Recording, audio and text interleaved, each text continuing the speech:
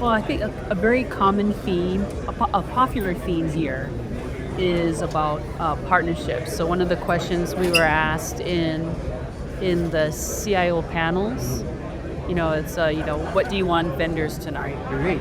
And so what I said was, what's really important for me in Hawaii is partnerships.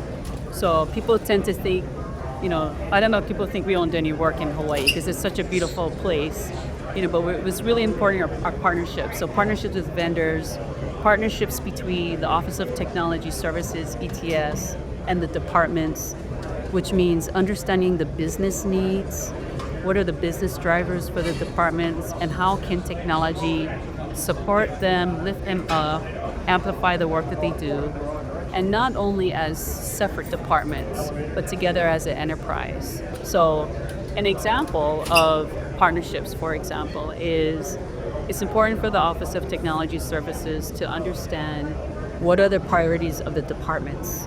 What are their business priorities? What are their strategies? How are they trying to service the community in Hawaii? And that gets amplified when we're coming out of COVID, where we're an island state dependent heavily on tourism. When tourism is not there, a couple of things happen. The revenue just goes to the tubes, but all of our natural resources thrived through the pandemic. So now when we talk about our economy and regenerative tourism, how can we develop a framework that supports economic thriving, but also that respects the local culture in Hawaii?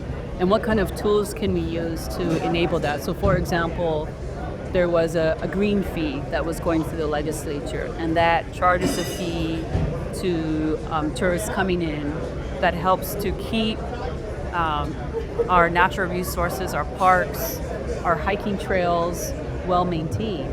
But how do you take that idea and then translate it into a state government financial model? And so we try to really understand what those types of priorities are across the departments and then support them through our enterprise architecture and in a way to help build up that resiliency in Hawaii.